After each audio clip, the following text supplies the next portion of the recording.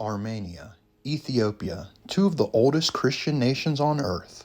Armenia technically has the distinction of being the first country to accept Christianity as its state religion, since we can ascribe a specific date to it.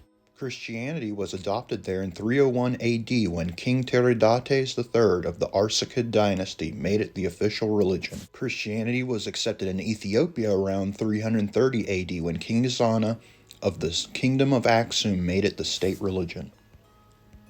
Though there's no explicit evidence from this period of contact between the two peoples, it is within the realm of possibility that there was some degree of contact.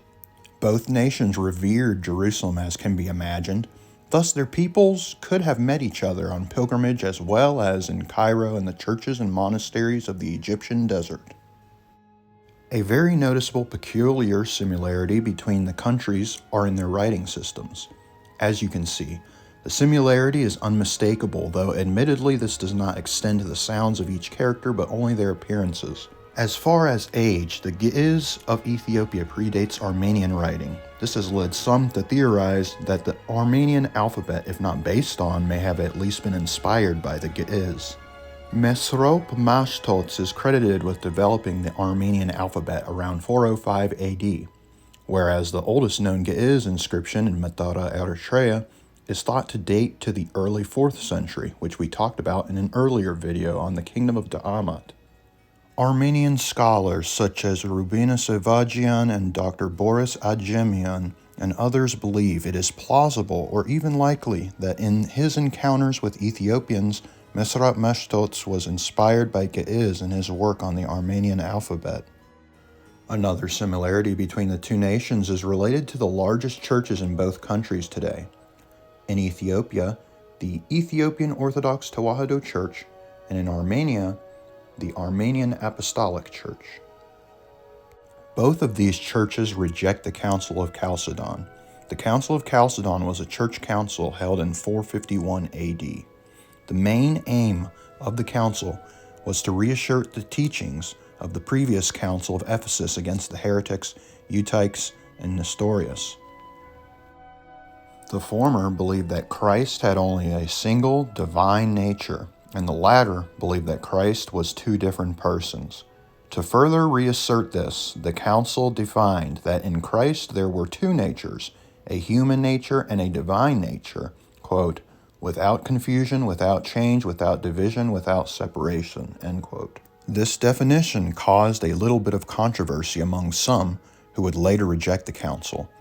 They became known as monophysites, usually by their detractors, miaphysites, their own preferred term, and uncontroversially simply as non-Chalcedonian.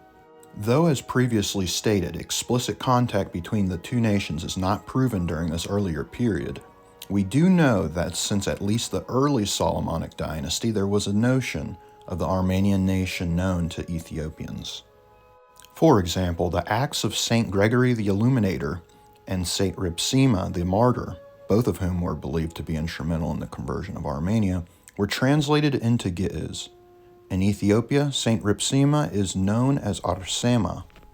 Armenia, and its previously mentioned King Tiridates, known in Ge'ez as Deridates, were known to Ethiopian scholars of the time as well through such books as the Ethiopic Synaxarium, or Mesaphe Sinksar, the Kebre Nagast, the Amra Mariam, the Acts of Saint Alexius, known in Ethiopia as Gebre Christos, and other works.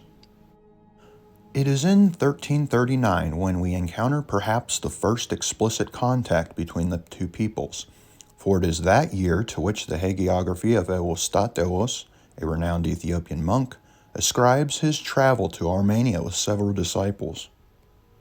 It is said, after his death in said country, some of them returned to Ethiopia along with an Armenian monk.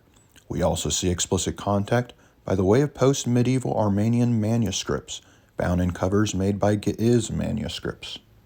It's thought the Armenians considered these manuscripts to be stouter than the ones of their own country.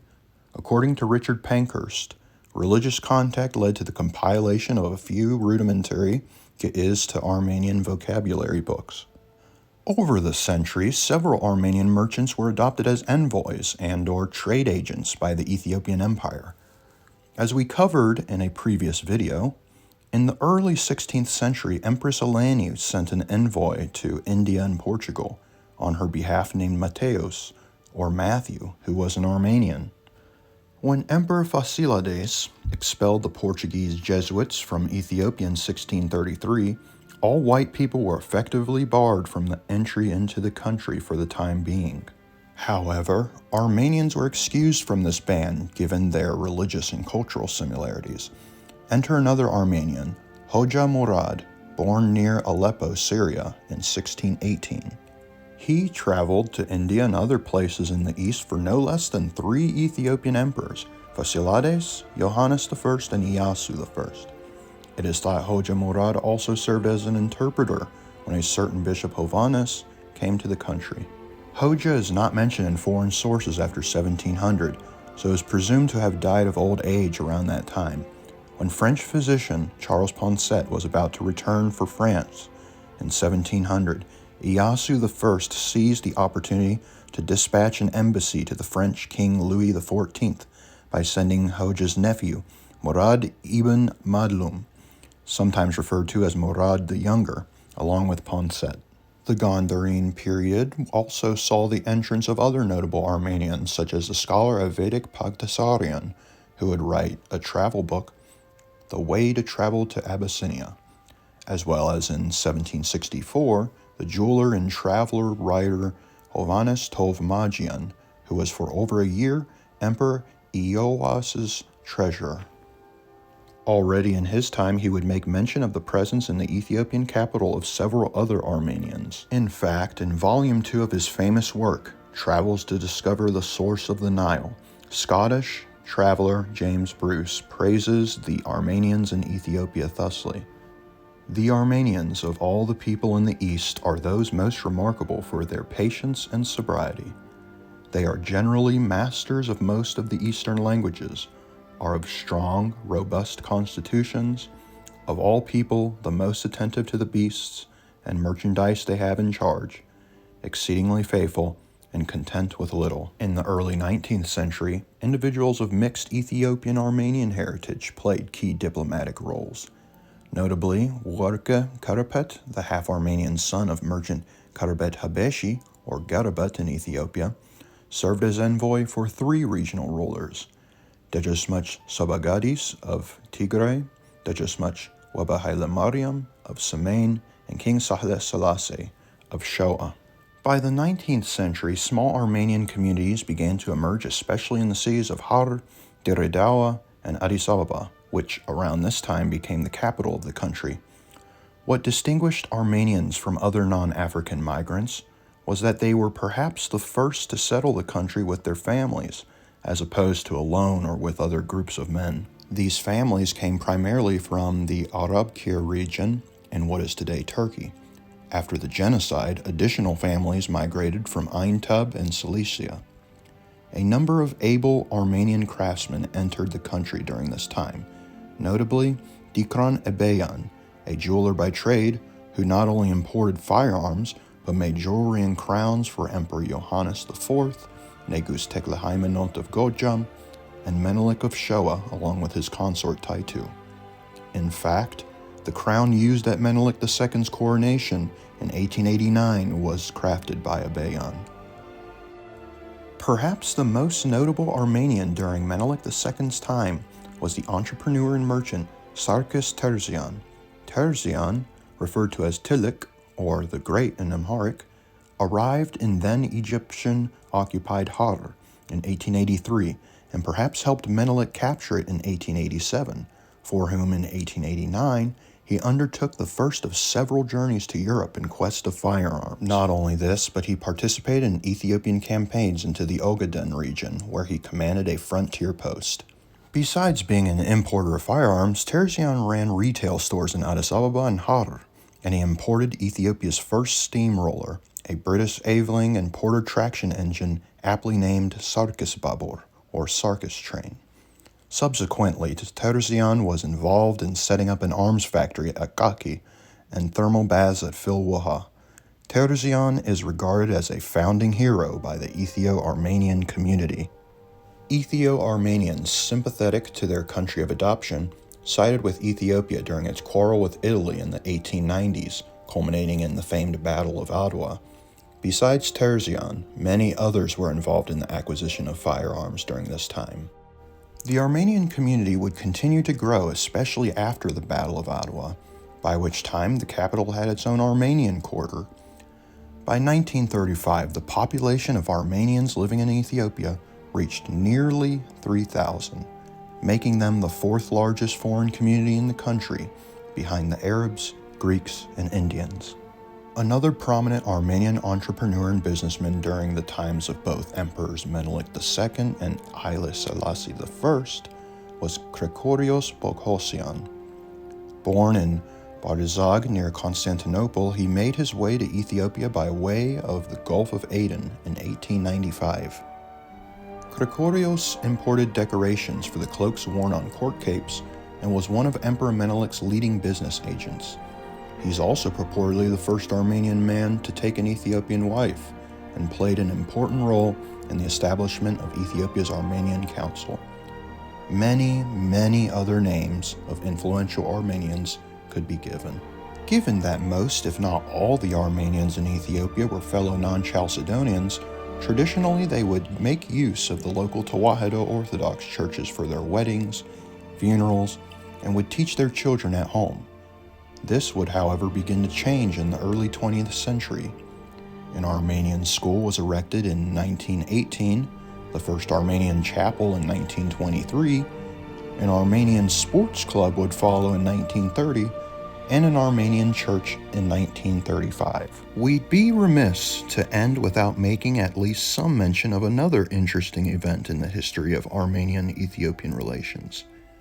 In 1924, while en route to Europe, then Ras Tefari, later Emperor Haile Selassie I, stopped by Jerusalem.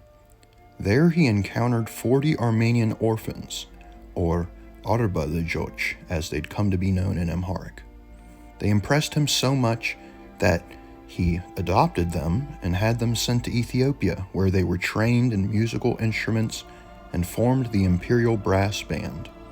Along with their band leader, Kevork Nalbandian, who composed the country's first national anthem, they became the first official orchestra of Ethiopia. Avedis Terzian, senior spokesman for Ethiopia's influential Armenian community, remembers the first time these bandsmen played in public. It was at the emperor's coronation in 1931, a debut that very nearly didn't happen. In rehearsals, they had to prepare the various national anthems of the invited foreign dignitaries. When it came to the Turkish anthem, they refused to play. They argued, they said, we cannot play the music, the anthem of a country that has killed our parents. The emperor got angry. He ordered them to continue playing. He said, it should not, their personal feelings should not interfere. This was a diplomatic show and so on. Well, they were adamant. They refused. So a big state council was invited, including the greatest chiefs of the empire, and they said, this is a problem. These boys will not play the anthem of one of our guests. They listened, despite the emperor's insistence. The whole group unanimously decided that they could not be expected to play the music of a country that had killed their fathers. The Armenians would continue to be influential in the years to come. The community would receive a major blow when in 1974 Emperor Haile Selassie was overthrown in a coup, and the communist Derg regime headed by Mengistu Haile Mariam would take reins of the country. The period of communist rule saw the largest exodus of Armenians fleeing the country, and their numbers continue to decrease to this day. According to the Joshua Project, there are roughly 800 Armenians remaining in Ethiopia, 100 of which live in the capital. Though their numbers have decreased, they do very much still exist. When asked their national identity, they do not say they are Armenians living in Ethiopia, but rather they say they are Ethiopians of Armenian descent. Given their contributions to the country's history, it is apparent they've more than earned the right to that distinction.